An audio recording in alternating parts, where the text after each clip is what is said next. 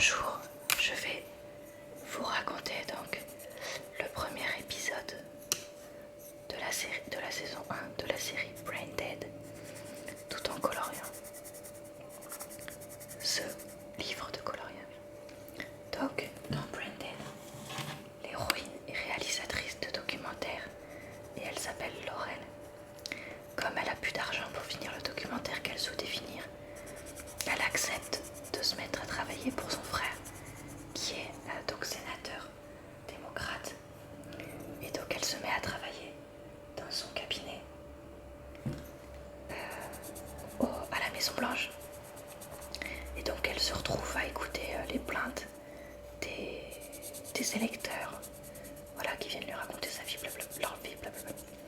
Et là il y a une femme qui vient et qui lui dit: oui, mon mari, il est plus du tout comme avant.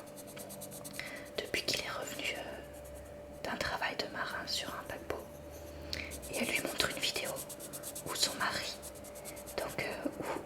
va dans un conteneur où il y a donc un objet qui est transporté dans une grande boîte, et la boîte elle est ouverte et on entend des cris.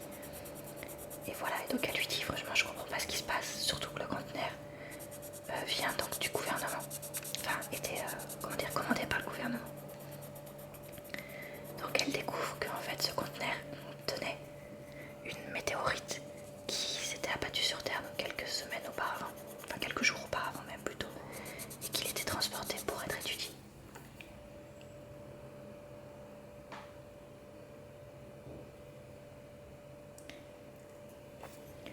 Donc Laurel décide d'enquêter là-dessus. Et en fait en parallèle, on voit la météorite ouverte donc avec des scientifiques qui l'étudient. Et puis dès que les scientifiques s'en vont, il y a plein d'insectes, d'espèces de fourmis qui sortent de la météorite et qui vont dans le monde. Et en fait, on retrouve donc la femme dont le mari était transformé. Et son mari donc lui dit: t'inquiète pas, tout va bien se passer, je t'aime, machin et tout. Et là en fait il y a les fourmis qui viennent et qui rentrent dans son cerveau. Et donc là on se dit c'est quand même bizarre cette histoire de fourmis extraterrestres.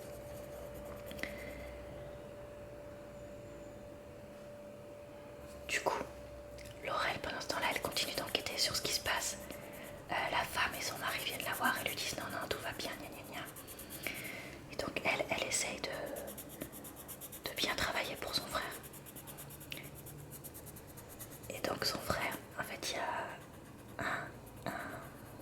un assistant, si je puis dire, comme elle, républicain, qui vient la voir et qui lui dit: oui, le sénateur républicain dont je m'occupe souhaite faire un accord avec votre frère contre une donation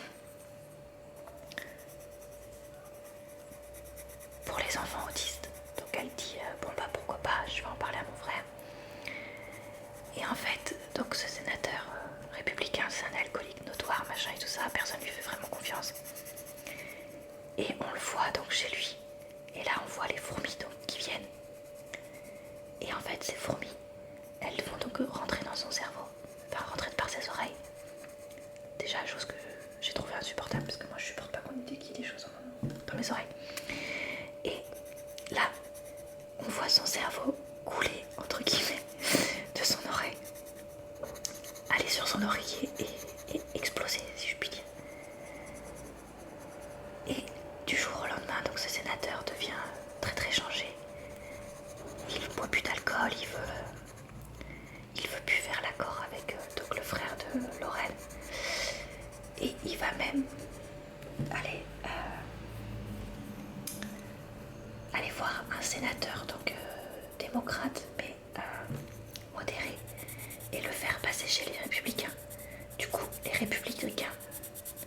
démocrates perdent la majorité. Et donc ça y est, c'est le grand chambardement.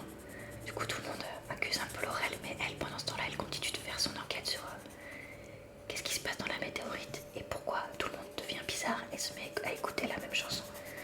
Parce qu'en fait les gens qui ont été changés par les fourmis, en fait ils écoutent tous la même chanson bizarre. Enfin la même vieille chanson des années 80 plutôt, parce qu'elle est pas bizarre, c'est juste une vieille chanson des années 80. Donc voilà, du coup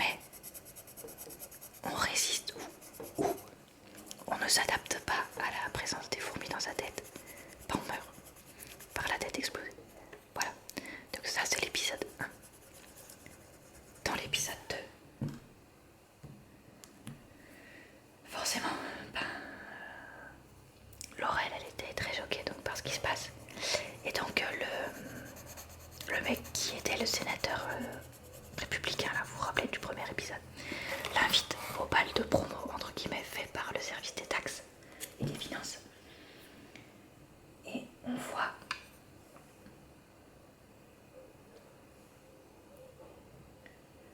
au passage, enfin en parallèle plutôt, une autre personne qui jouait aux échecs donc dans un parc à New York, enfin pas à New York plutôt, pardon, toujours à Washington, et sa tête explose aussi. Pareil, la personne hurlait elles sont dans ma tête, elles sont dans ma tête.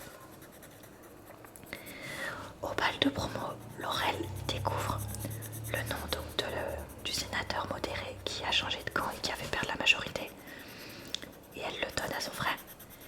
Et elle retrouve aussi des amis d'enfance, enfin pas des amis d'enfance plutôt, mais des amis de quand elle était à l'université.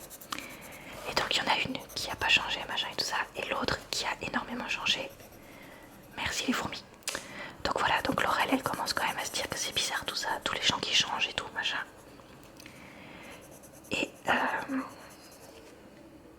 qu'est-ce qui se passe après? Ah oui, donc la personne qui jouait avec le joueur d'échecs là, dont la tête a explosé.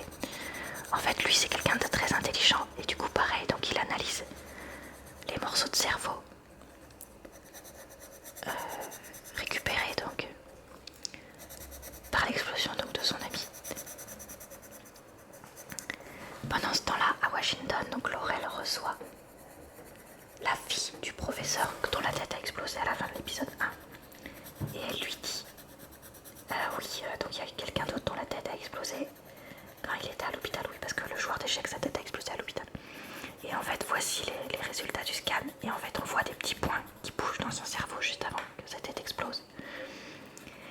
Et donc l'ami du joueur d'échecs qui avait récupéré un morceau du cerveau du joueur d'échecs, découvre en prenant des photos du cerveau qu'il y avait donc une fourmi au niveau de ce cerveau.